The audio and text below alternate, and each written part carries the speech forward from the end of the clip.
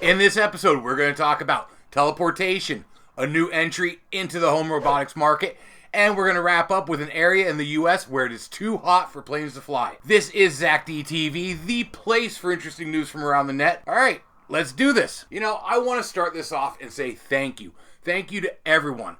Overnight, I hit my 100 subscriber milestone, and I couldn't do it without you guys, obviously, because you're my subscribers. And just a big thanks to you. I woke up with a huge smile on my face when I saw that, and it was a great way to start the day. And if you're new here and you didn't subscribe yet, watch my show. If you like it, give me a subscribe.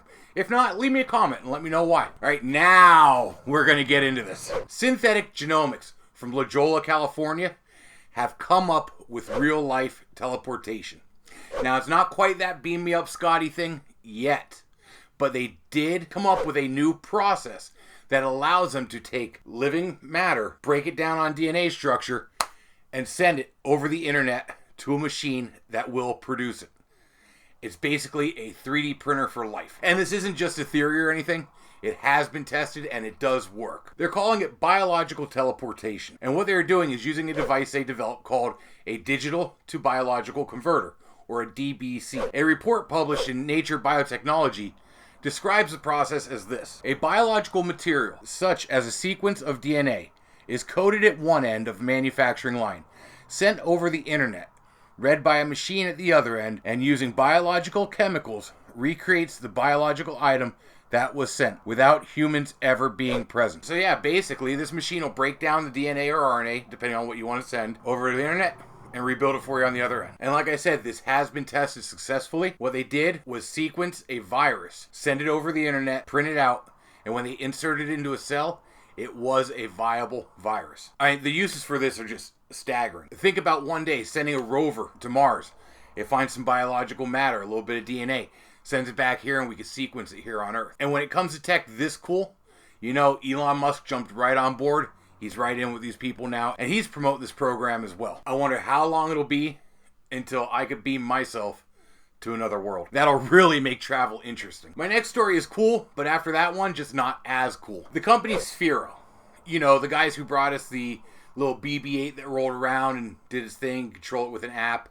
And they also did a Spider-Man doll here recently that can talk to you and whatnot. They have recently split into a second company. It's called Misty Robotics Incorporated. They want to build personal robots for the home and at the office. Their plan is so viable, they've already been given $11.5 million in startup cap. Misty Robotics is taking some people from the SPHERO team, some top robotic designers, putting them all together, and their vision is to put a personal robot in every home and office. These robots will be seen and treated as our friends, our teammates, and a part of our families, performing helpful tasks, providing safety, and interacting with humans in entertaining and friendly ways that have only been seen before in science fiction. Now, I don't know if you've ever gotten to play with a BB-8 or this new app-controlled Spider-Man. These things are pretty advanced the way they are already. And think of what this means for the future. Could I have my own little BB-8 that I could talk to and go send them to do stuff? How cool is that? And for my final topic of the day, this is something that's not new. It's just something I never heard about. But now that I've heard about it, it makes perfect sense. Thought I'd bring it up to you guys. In Phoenix, Arizona,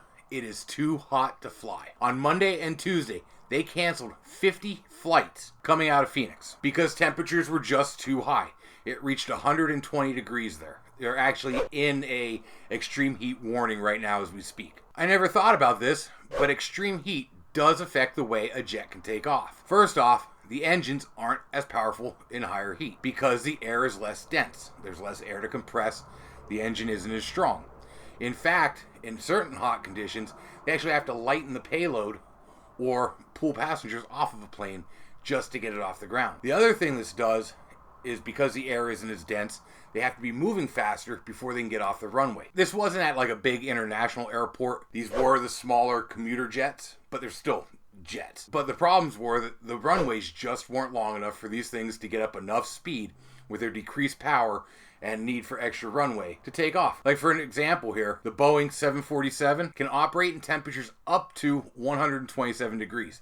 Then it can't fly anymore. But these smaller jets can only operate up to 118. It was just too hot. Like I said, this isn't some new thing. It's just something new to me. I never heard about it. When you look at it, it makes perfect sense. But yeah, I thought you might find that interesting. And with that, I'm going to call it a day. Thanks for stopping in. I want to thank everyone who subscribed. Again, thank you so much. I do this 5 days a week. That's Monday through Friday. Tomorrow is Thursday, so I'll be back then. I hope to see you here. Be safe.